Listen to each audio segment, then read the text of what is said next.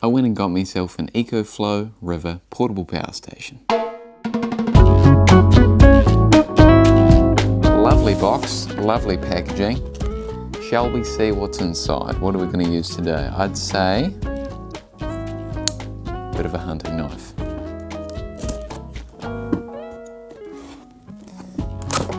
Oh, that was a...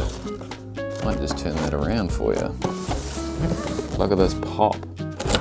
Oh, it's ready to come out. Bend the cardboard for the first time. Lovely packaging. They've chosen to go for black. Comes with an app. Now this is probably a good time to mention that this is the base model. It's only holding a capacity of 288 watt hours. Next up from this is the River Max, and that's holding just shy of 600 watt hours. And then you go up weirdly to the Pro, which confuses me because I always think Max is maximum, as you'd think it would be implied. But no, the Pro has 720 watt hours. And right here we have the quick start guide. Nice brand name on there, and a quick start guide printed onto the back. So I guess that's a little bit less paper. Speaking of paper, we have our user's guide. And here comes the big boy. It feels like a little bit more than 5 kgs, I'll tell you that. Away with the box. EcoFlow. EcoFlow is fully committed to environmental protection and therefore has chosen free spraying technology to ensure a pollution-free and non-toxic product. This technology creates an entirely unique pattern on the surface of each product. Peel off the sticker to discover your one and only EcoFlow pattern.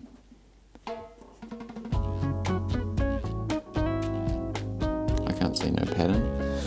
It just looks like a whole bunch of black little speckles. So that sticker, probably a waste of time, probably no one cares, let's be honest. So let's have a little look at the old boy. We've got 2 standard wall chargers just to the left, and down the front we have your DC, classic pretty much car charger. We have a fast charge USB, 2 normal USB-A ports, and then a USB-C, so pretty much something to charge every single device, and a bit of a light there. Round on this side we have solar and wall charging. Now this will charge from 0 to 80% in just 1 hour, and all the way to 100 in 96 minutes flat, so they say. But that's pretty much the thing.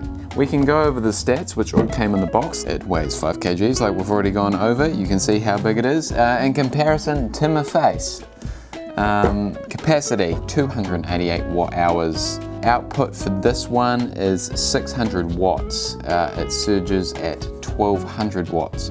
Now this is a bit of an interesting thing because in the description when buying it can charge up to 1800 watts, but that is only for a limited amount of time, and that can vary. So the number they should really be talking about is the 1200 watts, which it can maintain. If we're talking inputs, this particular model has 220 to 240 VAC. Solar input is 20 to 25 volts, 200 watt max at 12 amps. Of course, lithium ion construction, and lifespan for this is 500 cycles. So in terms of cables, we have one for solar, one for car, one for basic wall charging, and a bit of a cheeky DC, which is coming in right here. Apart from that, I think we should see what we can bloody charge. Hold down the power, single press I think actually. There we go. So we have 99 hours remaining and 80% battery. A couple of different light features here. 1, 2, get a bit of a SOS going. Oh, that's actually Morse code. SOS. Should we start with the classic phone? Now I'm going to be using the USB-C port for this. Cheeky iPhone 12 Pro. Let's see how it goes. We are charging. 51 hours left, so it's taken us down a little bit, and we're outputting, it's sitting steady at 9 watts now. What else we got? We have our wall mounts right here, and if you have a Mac, you're going to be familiar with these bricks. Plug it in this way, we're all well and good. Covers up the second one. And unfortunately, that has been reversed. So if we plug it in on the other one, it still covers up the second one. You can only charge your laptop with the wall sockets at any given time. 2014 MacBook, we are charging, and we have dropped all the way down to 4 hours remaining, 3 hours remaining, and our output is currently sitting at 44 watts going out, and it's holding steady about there. To be expected, it's a larger device. If you have a way of charging, it's definitely going to extend yourself. If you're planning on taking this camping, such as a solar panel, you might want to invest in a good one, but it should get the device fully charged, so that's good news. I mean, potentially even you want to get your toast going on those camping mornings. You're away. Oh, we've just had the fan come on as it's doing the toast. We are talking 585 watts in terms of output, but we are holding at 14 minutes. We've already dropped to 76%. Good thing we're not going to be running a toaster for as long as we would run a laptop. But it'll get your toast done, and there may not be too much left. There we go. She's on, and we are using 1 watt of output right now. So look at that. The real question is, can it handle the studio lights? It appears so. I think we should put it to the real test. We should load the old boy up. What have I bought for show and tell? I have a handy lamp. So we will try that one out. And then I've got one final device which I think will push the limits. So here comes the lamp, here comes the wall power. We have success with the lamp. I've gone for an Xbox. What about a TV? I could be plugging this on here. I don't think I've got room on the desk. Turns out I couldn't resist. Here we go. Xbox One, 2 hours remaining, holding steady at 67 watts of output. There you go.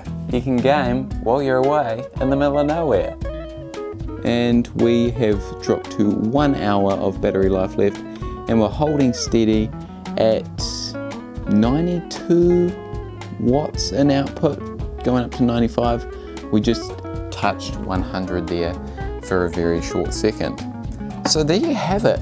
It can handle, even though the toaster was creating 6 times the amount of wattage demand by itself. We are currently running all these devices. Switch out the lamp for a TV. You're still going to be holding steady. Is it going to last that long? Maybe not. If you're wanting to run all this, a TV and an Xbox at the same time, while charging, what do we got? 4 different devices here right now. Bit of a lamp to heat things up and keep things going.